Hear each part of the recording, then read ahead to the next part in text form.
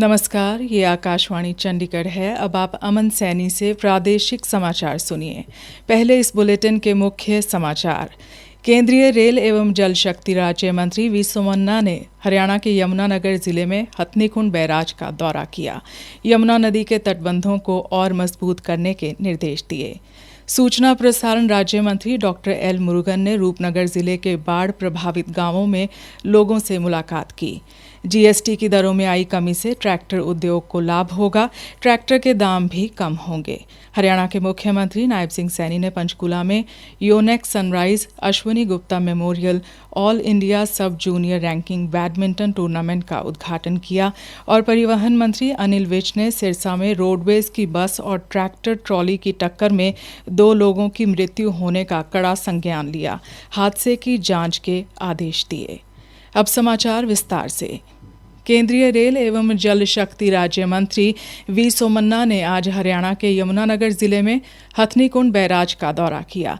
निरीक्षण के दौरान सिंचाई विभाग के वरिष्ठ अधिकारी भी मौजूद रहे।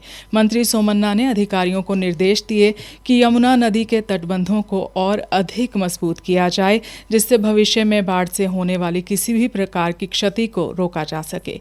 उन्होंने बाढ़ प्रभावित ग्रामीणों से बातचीत की और आश्वस्त दिया कि जिन लोगों की फसल या संपत्ति को नुकसान हुआ है, उन्हें किसी भी हाल में सरकारी सहायता से वंचित नहीं रखा जाएगा। मंत्री ने बताया कि प्रधानमंत्री नरेंद्र मोदी ने संघीय मंत्रियों की ड्यूटी बाढ़ प्रभावित इलाकों में लगाई है, ताकि जमीनी स्थिति का प्रत्यक्ष मूल्यांकन किया जा सके और प्रभावित नागरिकों की समस्याओं का समाधान हो सके। सूचना एवं प्रसारण तथा संसदीय कार्य राज्य मंत्री डॉक्टर एल मुरुगन आज पंजाब के रूपनगर जिले के 2 दिन के दौरे पर हैं। उन्होंने आज बाढ़ प्रभावित क्षेत्रों शाहपुर, बेला, हरिवाल, भानुपाली का दौरा किया। उन्होंने बाढ़ पीड़ितों से मुलाकात की और स्थिति का जायजा लेंगे। केंद्रीय मंत्री ने राहत सामग्री का वितरण भी किया। जीएसटी परिषद ने जीएसटी संरचना को 4 स्तरीय संरचना से सरल बनाकर 5% और 18% की 2 स्तरीय संरचना में बदल दिया है, जिसका सब ओर से स्वागत हो रहा है। इन सुधारों से कई वस्तुओं पर लगने वाले जीएसटी की दरें तो कम हो गई हैं, साथ ही अन्य कई सुधारों से जीएसटी ढांचा सरल हुआ है। Haryana chamber of commerce and industry के पूर्व प्रदेश अध्यक्ष और पंचकूला में ट्रैक्टर के कलपुर्जों के निर्माता सीबी गोयल ने कहा कि इससे ट्रैक्टर उद्योग को बहुत लाभ होगा और किसानों के पैसे की बचत भी होगी। अभी हाल में जीएसटी काउंसिल द्वारा लिए गए निर्णयों के अनुसार ट्रैक्टर के ऊपर जो पहले 12% जीएसटी होता था, अब 5% रह गया है, तो किसान को इसका 7% का लाभ मिलने वाला है। और ट्रैक्टर पार्ट्स जो हैं वो पहले 18% जीएसटी के दायरे में आते थे, अभी वो 5% के दायरे में आ गए हैं। वो भी लाभ किसान को मिलने वाला है। व्यापारी को या मैन्युफैक्चरर को इसमें लागत मूल्य कम आने की वजह से उसका लाभ मिलेगा और किसान को जीएसटी कम होने का सीधा लाभ मिलेगा। इससे ट्रैक्टर के बिक्री आगे बढ़ जाएगी। इसका लाभ सभी को मिलने वाला है। जीएसटी की नई दरें इस महीने की 22 तारीख से लागू होंगी। प्रादेशिक समाचार आकाशवाणी चंडीगढ़ से प्रसारित किए जा रहे हैं। हमारे बुलेटिनों और ताज़ा समाचारों के लिए आप हमारी वेबसाइट news.on.air.gov.in पर लॉगिन कर सकते हैं। यह समाचार हमारे यूट्यूब चैनल और x handle Akashvani news Chandigarh पर भी उपलब्ध हैं। हरियाणा के मुख्यमंत्री नायब सिंह सैनी ने आज कहा कि प्रधानमंत्री श्री नरेंद्र मोदी ने वर्ष 2036 के ओलंपिक खेलों में भारत को खेल महाशक्ति के रूप में स्थापित करने का लक्ष्य रखा है। प्रदेश सरकार ओलंपिक खेलों की तैयारियों में अभी से लग गई है। मुख्यमंत्री आज पंचकूला में Yonex sunrise Ashwini Gupta memorial all India सब जूनियर रैंकिंग बैडमिंटन टूर्नामेंट के उद्घाटन समारोह में देश भर से आए खिलाड़ियों को भी संबोधित कर रहे थे। मुख्यमंत्री ने कहा, आज यहाँ पर लघु भारत का नजारा दिखाई दे रहा है। टूर्नामेंट में देश के सभी राज्यों से 2000 खिलाड़ी भाग ले रहे हैं। इस बात का प्रमाण है कि देश में खेलों के प्रति कितना जुनून है। और मैं हरियाणा के मुख्य सेवक के रूप में सबका यहाँ स्वागत करता हूँ और साथ ही ये कामना भी करता हूँ कि आप निरंतर बड़ी उपलब्धियों को प्राप्त करें। आपकी यहाँ उपस्थिति हमारी अनेकता में एकता और एक भारत श्रेष्ठ भारत की तस्वीर पेश कर रही है। उन्होंने हरियाणा को खेलों का हब बताते हुए कहा कि हरियाणा के खिलाड़ियों ने अंतर्राष्ट्रीय स्तर की प्रतियोगिताओं में पदक जीतकर देश व प्रदेश का नाम रोशन किया है।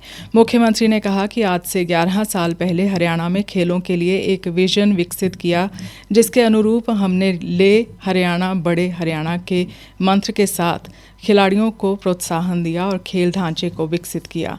उन्होंने कहा कि देश भर से खिलाड़ी यहां से जो अनुभव लेकर जाएंगे वो भविष्य में उनको प्रतियोगिताओं में काम आएगा।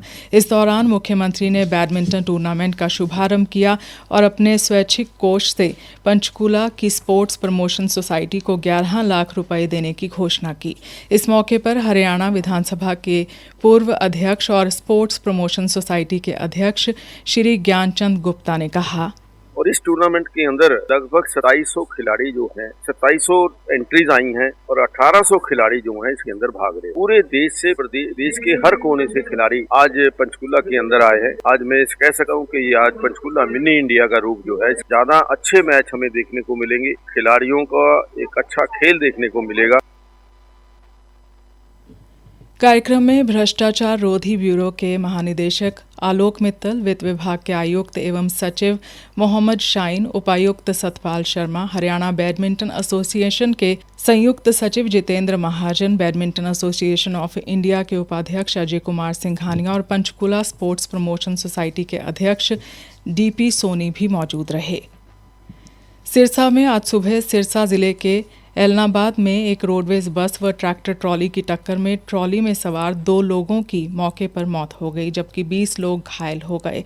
हमारे संवाददाता ने बताया है कि 4 महिलाओं को कंधे, हाथ और सिर पर गहरी चोटें लगी हैं। सभी घायलों को अस्पताल में भर्ती करवाया गया है। जब हादसा हुआ, एक किसान अपनी ट्रैक्टर ट्रॉली पर गांव ममेरा कलां रोड पर स्थित ढाणी से किसान खेत में नरमा फसल की चुगाई के लिए मजदूर लेकर रामपुरा गांव में जा रहा था। दोनों मृतक ममेरा कलां की ढाणी के रहने वाले बताए जा रहे हैं।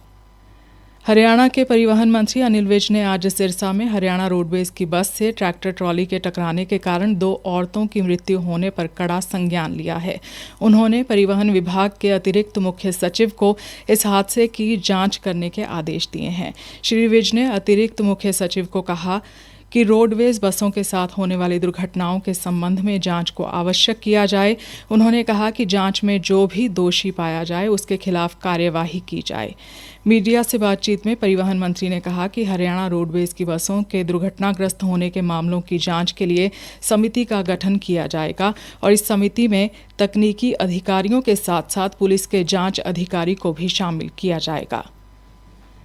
हरियाणा में अग्निशमन सेवाओं को मजबूत बनाने की दिशा में एक और अहम कदम उठाते हुए पूर्व कैबिनेट मंत्री एवं स्थानीय विधायक मूलचंद शर्मा ने आज बल्लभगढ़ में नए टूबे फायर स्टेशन का शिलान्यास किया। इस अवसर पर श्री शर्मा ने कहा, आज बल्लभगढ़ में जिला फरीदाबाद में फायर स्टेशन की सौगात फायर केंद्र ने दी है और हरियाणा सरकार दोनों मिलकर से बनाएंगे कि उद्योग जगत को इसको लाभ मिलेगा। ये केंद्र की स्कीम है, केंद्र की स्कीम के तहत है और 11 इस तरह के स्टेशन पूरे हरियाणा में बनने वाले हैं।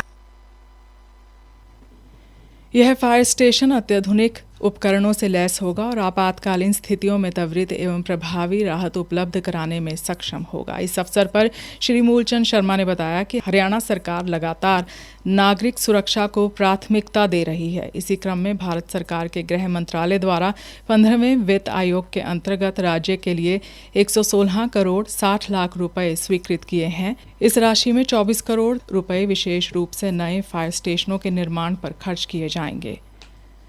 अंत में मुख्य समाचार एक बार फिर। केंद्रीय रेल एवं जल शक्ति राज्य मंत्री वी सोमन्ना ने हरियाणा के यमुनानगर जिले में हथनीकुंड बैराज का दौरा किया। यमुना नदी के तटबंधों को और मजबूत करने के निर्देश दिए।